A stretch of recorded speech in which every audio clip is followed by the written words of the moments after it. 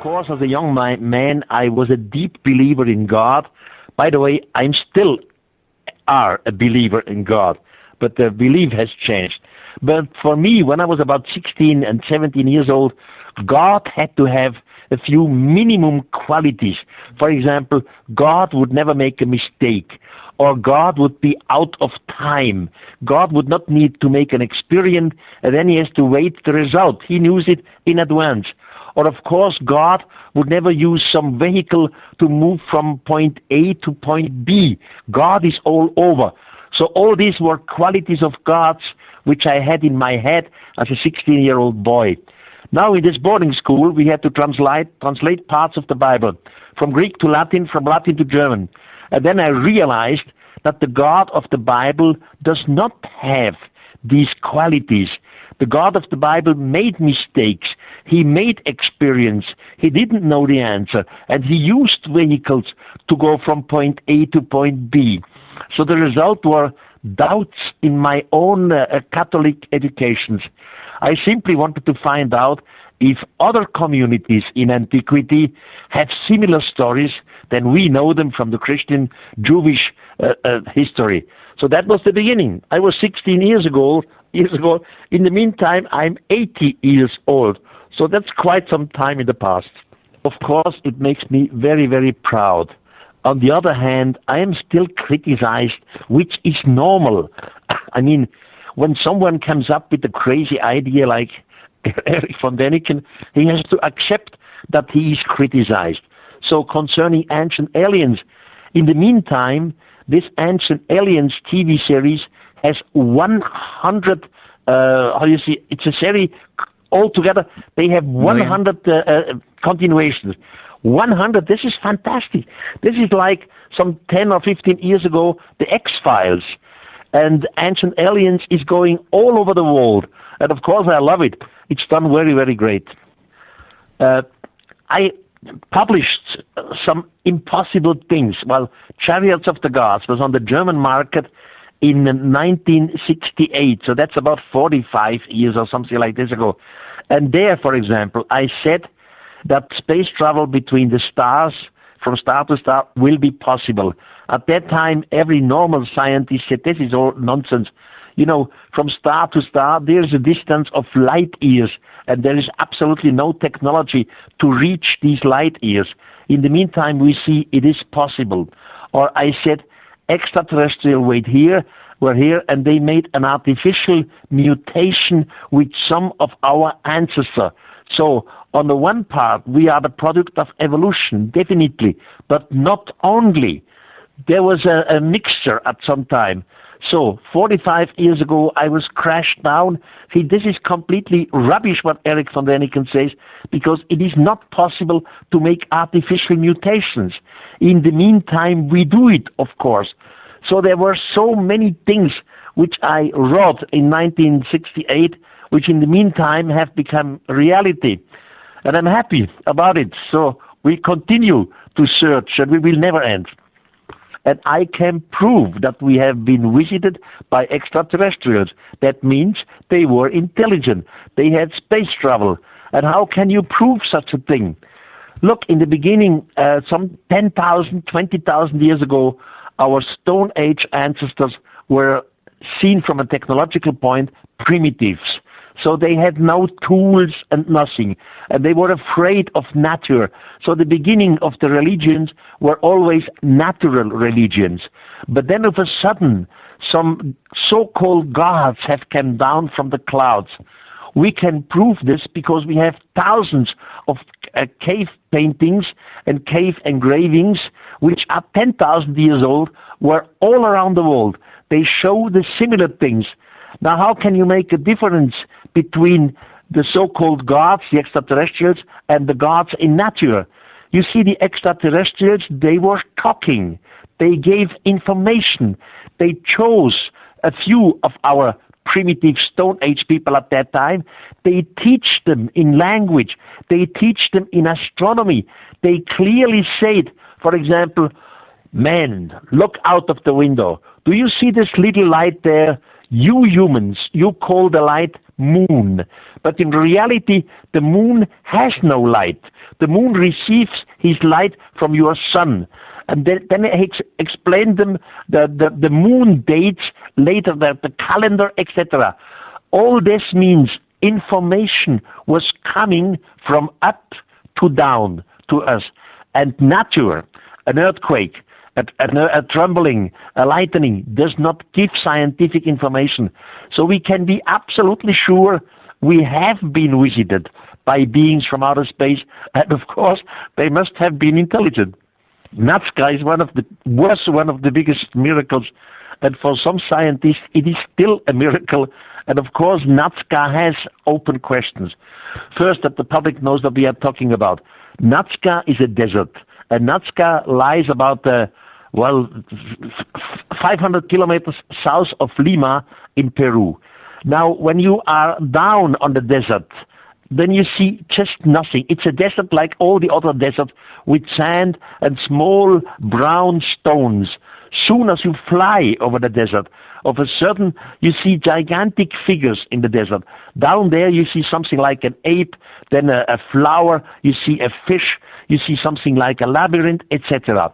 Now you go higher and higher into the air, and of a sudden you see gigantic lines. The lines start abruptly, they end abruptly, so you can compare them with airstrips. They look like airstrips. By the way, I never said these are airstrips, but I always said they look from the air like airstrips. And there are hundreds of them. So in the course of history, we have at least 30 theories concerning Nazca, what all this was. And you can really disprove every of the theories. Now in the last 2 years, and by the way, what I say now was paid by the Erich Von Däniken Foundation. In the last 2 and 3 years, the University of Dresden in Germany made some exact measurements in Nazca. I have asked them, please go out to the desert and find out, is there something not reasonable, something which we cannot explain? Is there some mineral, or can you measure, differentiate in the magnetic field, etc.? And the result is absolutely astonishing. We have some of these lines where there are strong magnetic fields under the line, in the ground. And also, they found a lot of things like, for example, arsenium, which is not normal to be there. So scientific measurements, modern scientific measurements, prove that something in Nazca is wrong. Now we still have to find what is it and why is it like that. But the fact that something is wrong is scientifically clearly provable. You see, I have published a theory, and theory means always you don't have a final proof for it. You look for indications to support your theory. My basic idea was, at some time, deep in the past, a mother spaceship was surrounding our planet. This is not a speculation, because this is handed down in different holy books. Now, this mother spaceship, they were looking for some kind of energy, raw material. We don't know what they were looking for. But when you have a spaceship which is 100 years on the way, you need some energy. So they were measuring on our planet, where do we find energy? They found the plain of Nazca. The plain of Nazca in Peru, and south of the plain of Nazca, is full of raw material. Still, today, it's the biggest mine in Peru. All kind of raw material, including uranium. So they measured this from the orbit. Now they sent something down, maybe it was just a satellite or a robot or whatever. They sent it down to the plain of Nazca because they realized that there were no people, so nobody would be disturbed. Now something like a robot or a robot spaceship or something like a space shuttle, never a mother spaceship, just a smaller vehicle, came down and made a landing on the desert of Nazca. Of course, there was no landing strip there. Nobody was there to construct a landing strip. A space shuttle does not need a landing strip. Maybe they came to a standstill just by something like an air cushion or so. Now the robot made exact measurements for their raw material, and then the robot started again. And on the desert, what was left was a small line, just a line because the robot created this line by blowing away sand and little stones and so. Now some of the natives may have observed that something from the sky had come down to the earth. The natives came out in the desert and they see this line of blown away sand and stones and so. And now they start to whisper, the gods made that line. They gave us a sign.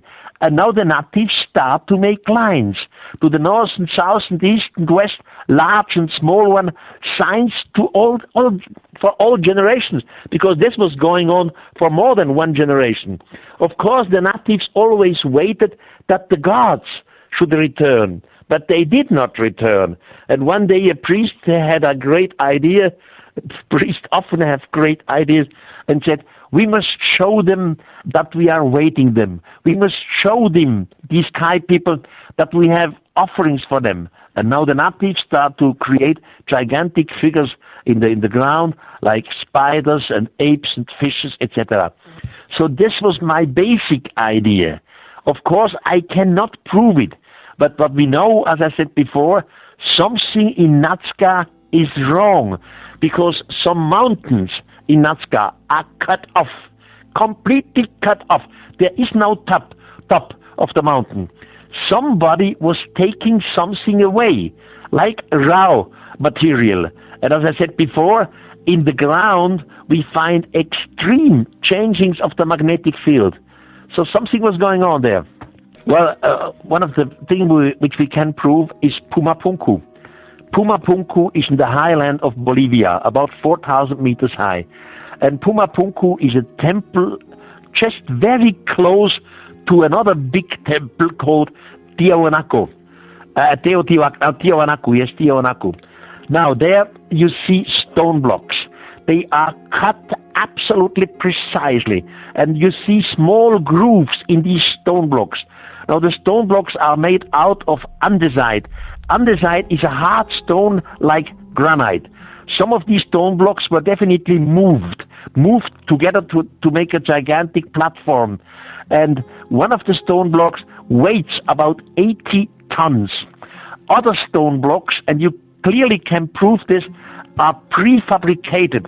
That means like a Lego game, you can put the blocks together, and when you have them together, you create a wall. Now, officially, we say all of this was done in Stone Age time. And in Stone Age time, up there in the highland of Bolivia, the Aymara Indians were living. But the Aymara Indians were Stone Age people. They had absolutely no possibility to polish, to cut a block in such a precise way as we can prove it in Puma Punku. They had no planning to make prefabricated blocks, but there are prefabricated blocks. There were no tool, because you need a tool which is harder than granite. Otherwise, you cannot make a groove into a tool, and the groove just a few millimeters deep, absolutely precise. So something technologically was going on up there in Stone Age time. About 400 years ago, the Spanish conquerors arrived to Puma Punku, and they were standing before these gigantic stone blocks. And the natives were there too, including the ruler at that time, an Inca ruler. And the Spanish asked the natives and the Inca ruler, what is this? Not even we from Spain, we would be able to create something like this. And the ruler of the Inca said, we did not make this. It was the gods who made it in one simple night. Now, which gods again? Again, I came back. We have a mother spaceship in orbit. From the mother spaceship, smaller vehicle came down. These extraterrestrials, they are looked by the natives like gods. Now, of course, they are not gods. They just are called the gods. And they behave themselves like today's ethnologists would do. They watch and teach, and they make their photographs of a few natives. Of course, the extraterrestrials, they have their equipment. Today, our ethnologists, they have their equipment like photo apparates. They have all kind of technological equipment. Now, you do not want to bear along this equipment all the time with you. It's heavy. So you make something like a simple base camp. When our mountain climbers, they go to the Himalaya, they have base camps. In the base camps, you deposit your equipment which you do not need on the top of the mountain. The same thing for extraterrestrials. With their technology, they made a base camp where they deposited their high technology equipment so that it could not be destroyed neither by the animals or by the natures. After a few months, their work was done, they disappeared. They took their stuff with them again. And the rest was the base camp. And only now the natives came and stand before these walls and before these stone blocks and say, this was done by the gods. Now again, the natives are waiting that the gods return. And now the natives start to construct a temple. So in Puma Punku, you can clearly differentiate between two technologies. One is a technology out of Stone Age time, which was not able to have been made by the Aymara Indians. The next are temples, normal temples, which were definitely constructed by the natives.